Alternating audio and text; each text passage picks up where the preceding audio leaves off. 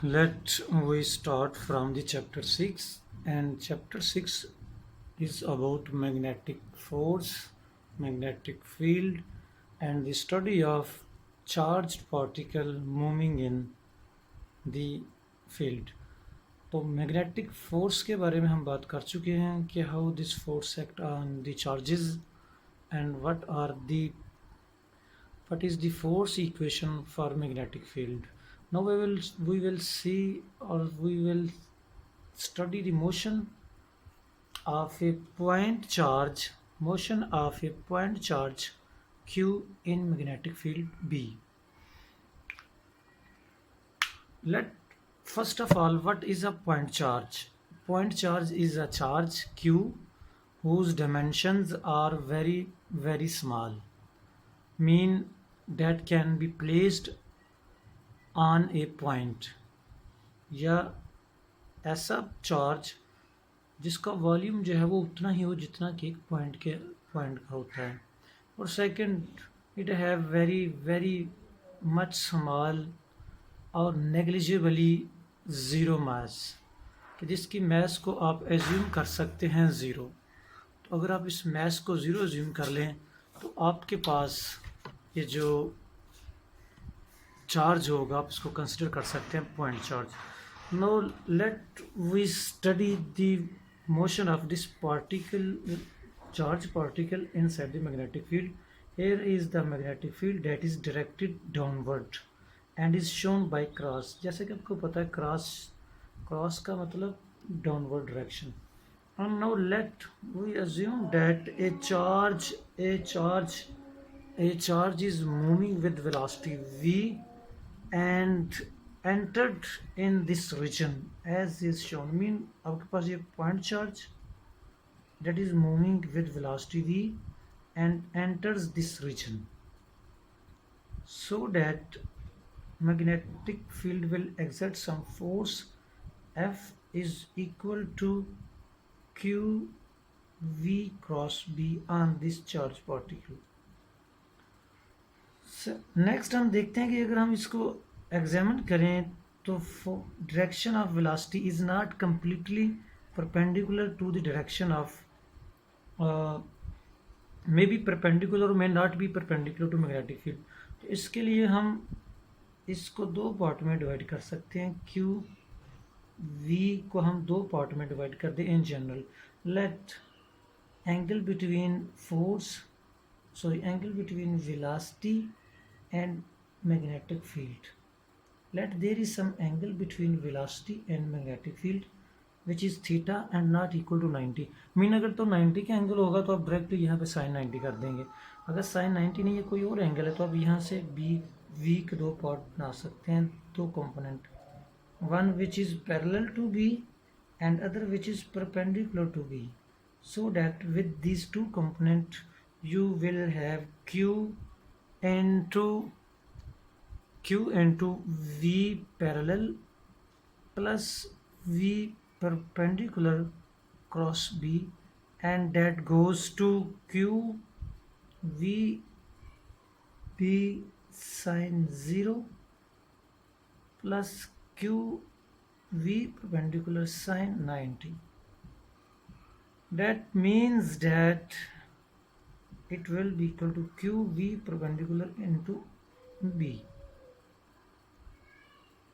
B missing आपके पास हो गया। तो जब फोर्स आपके पास होगी, फोर्स की मैग्नीट्यूड जो आपके पास आएगी, that will be equal to q v perpendicular into B. Parallel component की वजह से कोई फोर्स नहीं लगेगी, B will affect only the perpendicular component of the velocity that is perpendicular to the B. तो हम देखते हैं कि कैसे एक्ट करेगा। हम देख चुके हैं कि force is perpendicular to both the direction of velocity as well as direction of the magnetic field. तो let first we assume that here हम अब थोड़ा सा इसको assume कर लें कि here is x axis, y axis and z axis. If our field is along x axis, that field is along x-axis, uniform field b is along x-axis, और आप चार्ज को पुश करवाते हैं, मूव करवाते हैं in the direction which is along y, mean आप charge को y direction में मूव करवाते हैं with velocity v, then what happens to this charge. उससे पहले आप यहाँ पे वो सर्कल ड्रॉ कर लें that we use to find the direction of cross vector के लिए, या जो वेक्टर प्रोडक्ट है वेक्टर्स की उसके लिए, या क्रॉस प्रोडक्ट के लिए जो हम यूज़ करते हैं वेक्टर, तो ये जो लूप हम यूज़ करते हैं या सर्कल यूज़ करते हैं, इसको हम i क्रॉस जे क्रॉस के आई और k क्रॉस आई जे आएगा। तो यहाँ से हम डायरेक्शन फाइंड आउट करेंगे फोर्स की। तो इनिशियल पहले स्टेप में अगर हम देखते हैं तो velocity v is parallel with y axis, so that force F, direction of force will be v is along y axis and b is along x axis, mean b is parallel to x, velocity is parallel to y। तो force की direction आपके पास क्या आएगी, force क्या आपके पास आएगी v cross b, तो v क्रॉस b से आपके पास आएगा v cross b mean y cross x, तो y cross x mean j cross i, तो ये नेगेटिव k की इक्वल आ जाएगा। तो यहाँ पे इस पार्टिकल पे जो फोर्स लगेगी ये नेगेटिव z डायरेक्शन में डाउनवर्ड होगी। तो पार्टिकल जो है वो जो ही एंटर होगा इस रीजन में, स्ट्रेट जाने की बजाय इस पे डाउनवर्ड फोर्स लगना शुरू हो जाएगी, और पार्टिकल जो है वो जब स्ट्रेट मूव कर रहा है यहाँ पे, तो ये यहाँ से डाउनवर्ड हो जाएगा, मीन एकदम से तो डाउनवर्ड नहीं होगा, कर्व सा पाथ बन जाएगा, ऐसे एक कर्व सा पाथ आ जाएगा डाउनवर्ड डायरेक्शन में, मीन कर्व पाथ आ जाएगा ऐसे।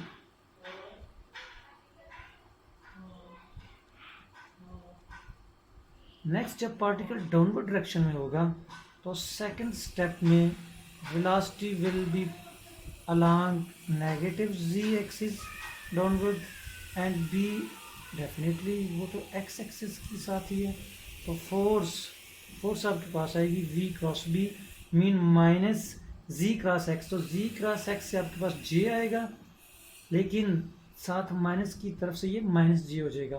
तो पार्टिकल जो डाउनवर्ड मूव कर रहा है ये अल्टीमेटली नेगेटिव y एक्सिस में मूव करेगा, तो ऐसे ये क्रॉस टर्न होके ये नेगेटिव y एक्सिस में हो जाएगा। और फिर जब पार्टिकल नेगेटिव y एक्सिस में मूव करेगा तो डायरेक्शन जो फोर्स की डायरेक्शन होगी आपके पास, फोर्स विल बी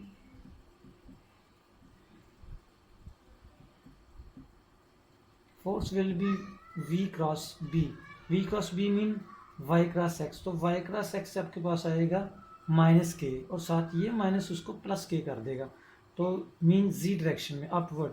तो पार्टिकल यहाँ से रोटेट करता हुआ ऊपर की तरफ जाना शुरू हो जाएगा।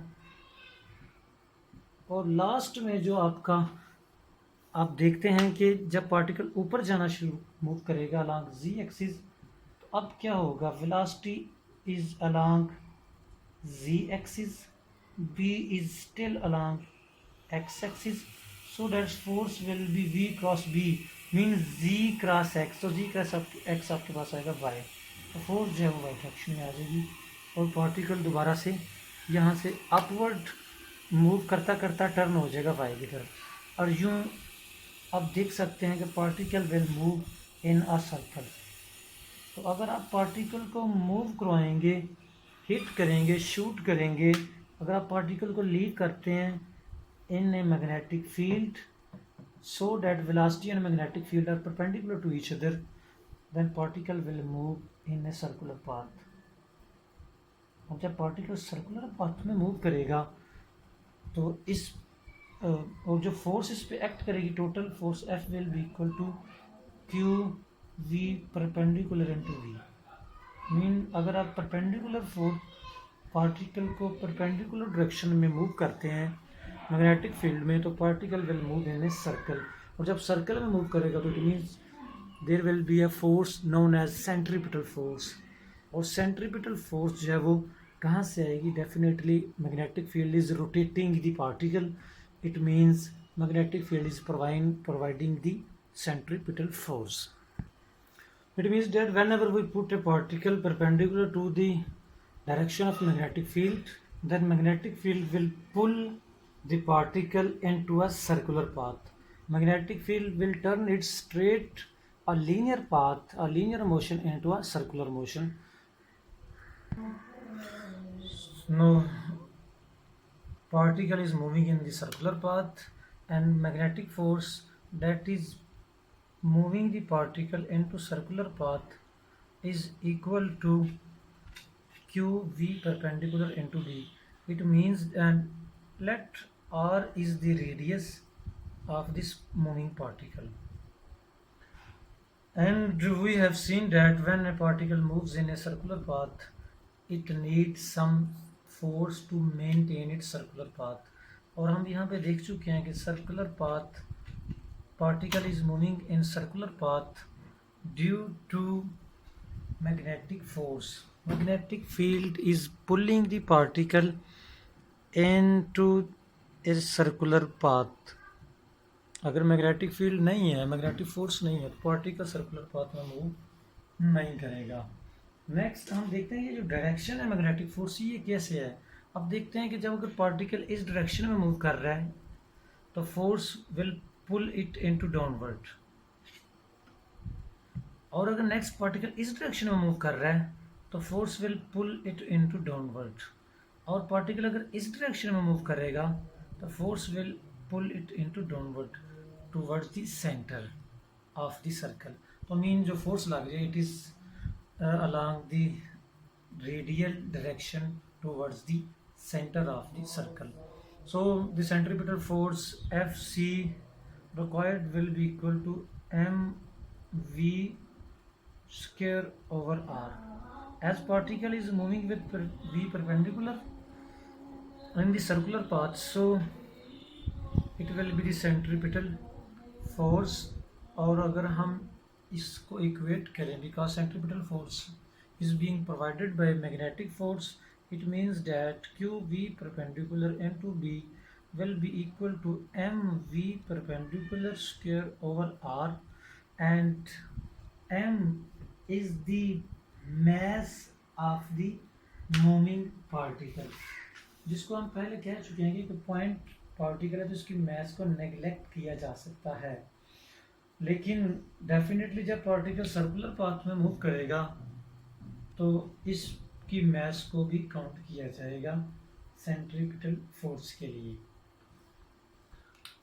तो यहाँ से आप रेडियस फाइंड आउट कर सकते हैं। R will be equal to m v perpendicular over q into B, and if or let we call this equation 1, equation 2 and equation 3. This will be the radius of the moving particle, and for q is equal to e, mean if electron is moving negative e, then radius will be r will be equal to mv perpendicular over eb, and that here is our equation 4. Now what will be the time period to complete one circle? Then time period of this motion will be equal to time period, mean time to complete one revolution 2 pi r over v perpendicular, और 2 pi r की value अगर आपके पास आएगी तो ये आ जाएगा m v perpendicular over q b, ये r की वैल्यू, और 1 over v perpendicular, this goes to 2 pi m over qv. So it means that time period is not dependent on the velocity. Time period is dependent on magnetic field, charge and the mass. तो अगर mass ज़्यादा है तो radius ज़्यादा होगा, mass कम है तो radius कम होगा. अगर सेम पार्टिकल वाले ऑब्जेक्ट सेम मैग्नेटिक फील्ड में आप मूव करवाएंगे तो डिफरेंट मैसेज की वजह से उनके रेडियस डिफरेंस होंगे. ये हमारे पास एक टर्म है स्पेक्ट्रोस्कोपी, या उसको हम यूज़ करते हैं डिफरेंट मैसेज के ऑब्जेक्ट को आइसोलेट करने के लिए. तो ये उसमें एप्लीकेशन है, उसको डिस्कस करेंगे further. It means different message with same charges will move in different path, different time उनको लगेगा. और सिमिलरली यहाँ पे भी हम देख चुके हैं रेडियस में कि डिफरेंट मैसेज सेम चार्ज और सेम मैग्नेटिक फील्ड में will move into different radius. और different masses then different radius and time period. Next one is that कि हमने देख लिया कि जब पार्टिकल मूव करेगा तो उसका जो परपेंडिकुलर कंपोनेंट है, परपेंडिकुलर कंपोनेंट की वजह से particle will move in a circular path. तो particle will move in a circular path due to perpendicular component of velocity v perpendicular and v parallel will not be affected. जो parallel component है velocity का वो change नहीं होगा, उसकी direction change नहीं होगी. इट मीन्स अगर पार्टिकल दो कंपोनेंट के साथ मूव कर रहा है, एक पार्टिकल का जो कंपोनेंट है डेट इज परपेंडिकुलर, मीन अगर आप यहाँ से देखते हैं कि लेट्स सपोज हमारे पास मैग्नेटिक फील्ड इस डायरेक्शन में है, there is magnetic field in this direction. अगर मैग्नेटिक फील्ड इस डायरेक्शन में आपके पास and we put a charge, place a charge q with velocity v in that direction, so that we will have two component, one is parallel and other is perpendicular.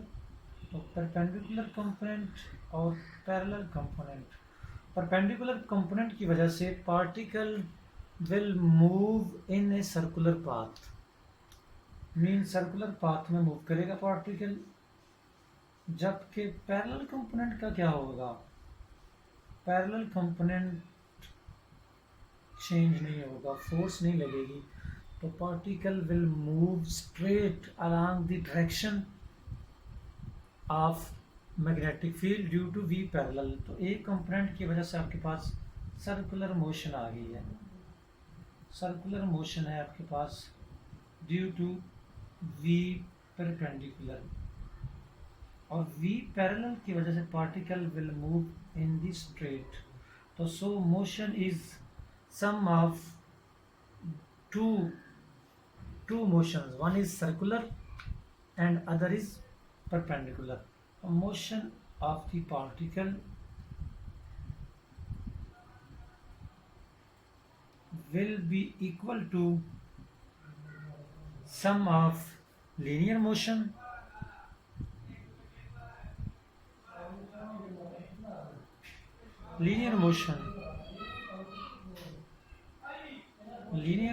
due to V parallel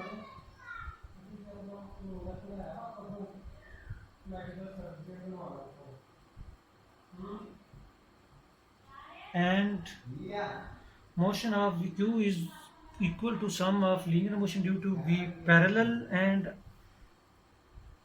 circular motion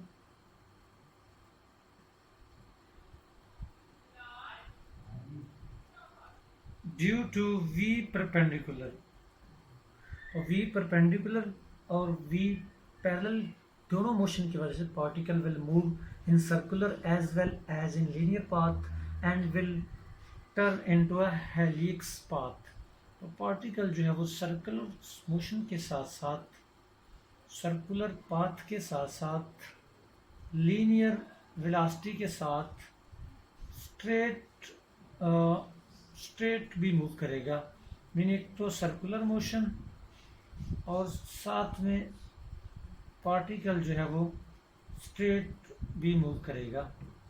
तो इसको आप बोलते हैं gyratory motion या gyration, और time period को बोलते हैं टाइम पीरियड ऑफ गायरेशन। और ये आपके पास particle will move in straight as well as circular path. Hopefully आपको इस लेक्चर की समझ आ गई होगी, आपने इसको एंजॉय किया होगा।